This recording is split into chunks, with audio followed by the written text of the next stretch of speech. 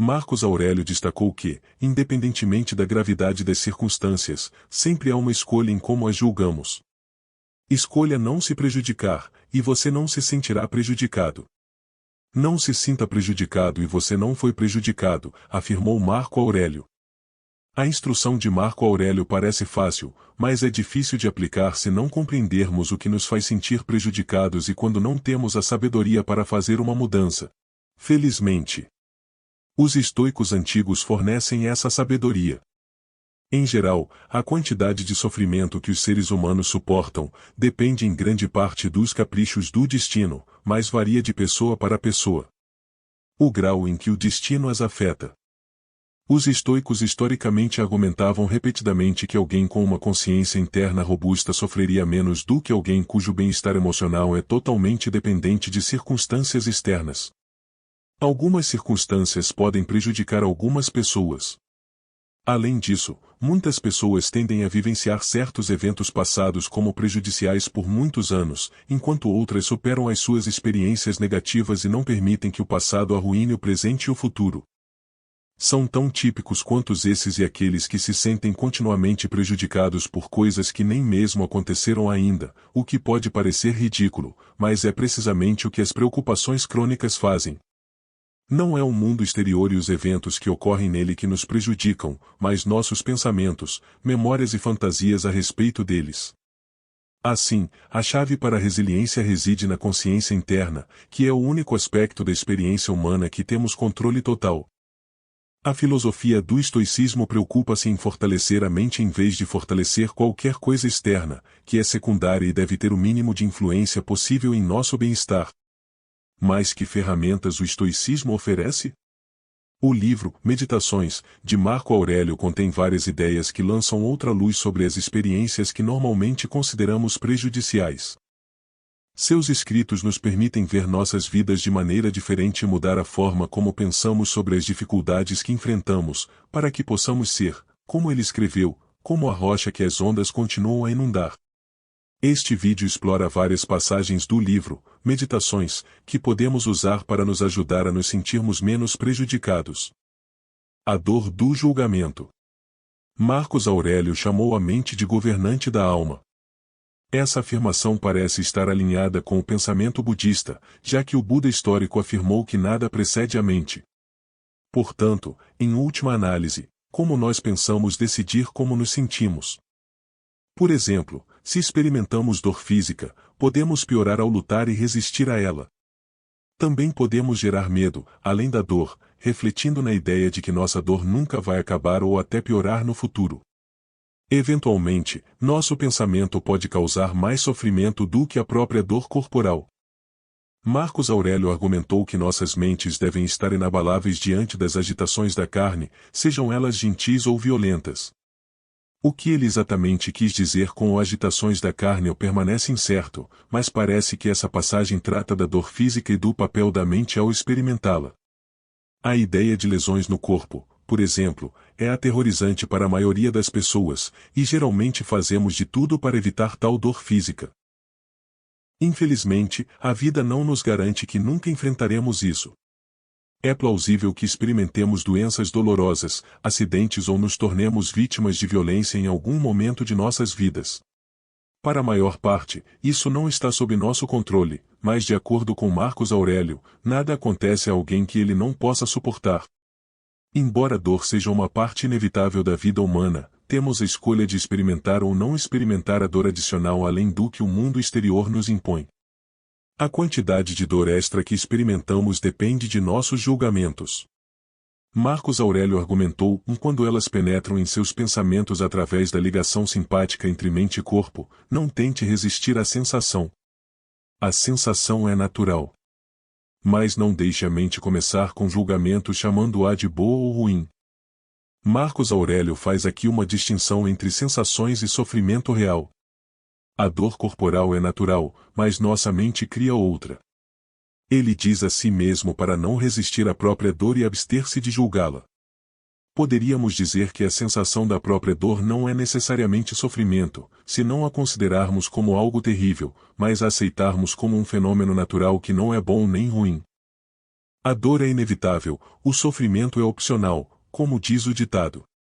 Ou poderíamos dizer que a aceitação é ruim o suficiente, porque piorar é resistindo a ela através do julgamento. Marcos Aurélio disse: deixe a parte de você que faz esse julgamento ficar quieta, mesmo que seu corpo seja agredido ou queimado, ou fique cheio de feridas, ou consumido pelo câncer. Para colocar de outra forma, seu corpo precisa perceber que o que acontece com todos, tanto o ruim quanto o bom, não é necessariamente ruim nem bom. Embora Marcos Aurélio tenha escrito sobre as agitações da carne, podemos aplicar seu raciocínio a outras formas de dor também. Sempre que nos sentimos magoados, por exemplo, quando alguém nos insulta, não é o insulto em si que nos machuca, mas a maneira como julgamos. Nossas crenças causam nossos julgamentos. Quando acreditamos que ninguém tem o direito de nos insultar, então sentiremos agitação quando isso acontecer. Mesmo assim, se pensarmos que receber insultos faz parte da convivência com humanos e que podemos controlar o que as outras pessoas fazem ou dizem, é menos provável que nos sentimos prejudicados por eles. Por que pedir o impossível? Algumas pessoas vivem em conflito contínuo com o mundo ao seu redor.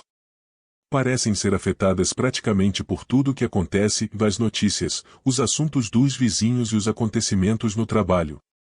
Tais pessoas não conseguem parar de reclamar do que está errado com o mundo, e em casos extremos, convencem a si mesmas de que estariam melhor mortas do que vivendo em um lugar tão miserável chamado Terra. Se vivemos em conflito contínuo com o mundo, nossas crenças provavelmente não estão alinhadas com a realidade. Em muitos casos, elas se opõem. Portanto, se quisermos acabar com esse conflito contínuo em nossa mente, precisamos mudar nossas crenças. Uma maneira excelente de começar é parar de exigir tanto do mundo. Na verdade, em uma meditação de Marco Aurélio, ele argumenta contra pedir o impossível, chamando-o de coisa louca. Não podemos esperar o que não pode ser entregue. E uma coisa certa sobre pedir o impossível é que é uma estratégia destinada ao fracasso. No entanto, muitas vezes, de maneira sutil, parecemos pedir o impossível o tempo todo, desejando que as coisas aconteçam de maneiras que são inspiradoras e não alinhadas com a natureza do mundo. Os chamados otimistas vazios são propensos a isso. Seu otimismo os torna esperançosos e confiantes em um futuro que não tem a mínima probabilidade de acontecer. Confiança e esperança não são coisas ruins, mas se não estiverem alinhadas com a realidade, a decepção é a consequência lógica. Esperar pela boa sorte, pedir o impossível, desejar nunca ficar doente, nunca ser insultado, nunca ser ridicularizado, é pedir o impossível. Temos tanto controle sobre essas coisas quanto uma rocha controla as ondas que batem nela. Para a mente que espera demais, a vida está continuamente errada, já que a realidade nunca satisfaz. Marcos Aurélio aponta repetidamente para a providência do ponto de vista histórico. Providência significa que nada acontece que a natureza não tenha planejado. Portanto, tudo o que percebemos como defeitos é intencional, portanto, exatamente como deveria ser. Pessoas desonestas, arrogantes, ingratas, invejosas e sem vergonha fazem parte deste mundo, assim como vícios, virtudes, felicidade, tristeza, bem e mal. Desejar o contrário seria um desejo contra a própria natureza. Marcos Aurélio disse: quando você se deparar com o cinismo de outra pessoa, pergunte a si mesmo se é possível um mundo sem cinismo. Se a resposta for não, então não peça o impossível. Deve haver pessoas sem vergonha no mundo. Esta é uma delas. O mesmo vale para alguém cruel ou digno de confiança, ou com qualquer outro defeito. Enquanto houver vida, haverá doença e morte. Enquanto houver pessoas, haverá aqueles com defeitos. Não pedir o impossível significa parar de tentar mudar o universo. Não podemos fazer isso, não importa o quanto tentamos. O universo sempre vence. Se aceitarmos isso, veremos o valor em baixar nossas expectativas e parar de desejar que as coisas aconteçam como desejamos, mas sim desejar que aconteçam como realmente acontecem. Restará algo que possa nos prejudicar. Vendo a beleza na adversidade, existe beleza na decadência e imperfeição. Só precisamos olhar para as rachaduras em uma parede antiga ou a tortuosidade das árvores. Iremos perceber que essas coisas nos intrigam. Marcos Aurélio escreveu sobre pães abertos no topo do forno e como as rachaduras sobre os pães são agradáveis e estimulam o apetite. Ele destacou que a imprevisibilidade da natureza tem seu próprio encanto.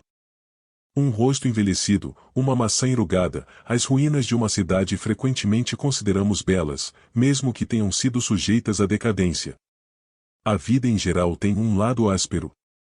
Muitas coisas acontecem que não se assemelham às nossas expectativas. Por exemplo, um romance apaixonado entre duas pessoas pode despertar fantasias de um belo futuro juntas, mas pode acabar em um vale de lágrimas. Uma carreira promissora respaldada por experiência e diversos diplomas pode chegar ao fim devido a uma doença. E mesmo quando nossas vidas estão sem dificuldades e tudo se desenrola como esperávamos, eventualmente podemos ficar doentes ou até morrer. Muitas vezes é a adversidade que desperta pessoas criativas, como escritores, cineastas, pintores, músicos e poetas, a criar obras que chamam a atenção. Em vez de detestar a adversidade, poderíamos desenvolver uma apreciação por ela. Assim como aceitamos as rachaduras como parte do pão, a feiura sempre segue a beleza. E se só quisermos o agradável e detestarmos o desagradável, negamos a natureza como um todo.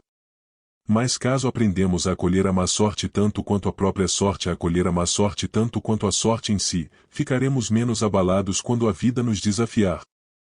Além disso, quase sempre podemos encontrar algo bom nas piores circunstâncias. A desgraça pode nos inspirar, nos lembrar de nossa fragilidade, mudar nossa perspectiva sobre a vida e nos levar a ser mais compassivos com os outros. Se virmos beleza em tudo o que nos surpreende, o destino dificilmente nos prejudicará. Quando nossos julgamentos trabalham contra nós, sofremos. Como as circunstâncias externas estão além do nosso controle, acrescentamos valor a coisas que não possuímos. Focando em nós mesmos, o poder de julgar como consequência algo que não está sob nosso controle pode decidir como nos sentimos. Por exemplo, quando algo que consideramos desfavorável entra em nossas vidas, nos sentimos mal. Quando algo que desejamos nos deixa, também nos sentimos mal. Quanto mais fortes são nossos julgamentos, mais vulneráveis nos tornamos. Nossa vontade não permite que nossa vida nos prejudiquem. Não permitir que nossa vontade nos prejudiquem não significa que podemos de alguma forma controlar o destino. O destino fará o que quiser, e não há nada que possamos fazer a respeito. Mas nós controlamos como nos posicionamos em relação a ele. Podemos aceitar o que o destino nos oferece, por mais infeliz que seja, ou podemos ficar irritados e amargurados. Ou podemos ver a beleza nisso. Quando se trata de ser prejudicado, não há muito que possamos fazer em relação às ações daqueles ao nosso redor. Mas está completamente ao nosso alcance focar em nós mesmos e praticar a resiliência em relação ao mundo, em vez de entrar em conflito com ele ou tentar controlá-lo. De acordo com Marcos Aurélio, não é nosso problema quando, por exemplo, as pessoas nos odeiam ou desprezam. É problema delas. Nossa tarefa é permanecer calmos ao enfrentar essas pessoas e não sermos arrastados por sua malícia. E assim, podemos encarar qualquer infortúnio que seja lançado em nosso caminho de uma perspectiva histórica. A diversidade em si não é prejudicial ao nosso sentimento de bem-estar. Ela só é prejudicial se permitirmos. Portanto, escolha não ser prejudicado e você não se sentirá prejudicado. Não se sinta prejudicado, e você não foi prejudicado. Como diz Marco Aurélio, ame a sabedoria que te fez ver que os insultos de um inimigo não importam mais do que os elogios de um amigo. Portanto, adotar a filosofia estoica nos lembra da importância de manter a tranquilidade interna, cultivar a resiliência em face das adversidades e encontrar a beleza até mesmo nas situações difíceis da vida. Eu agradeço imensamente se puder contribuir deixando o like, isso ajuda a expandir nossa mensagem filosófica para mais pessoas.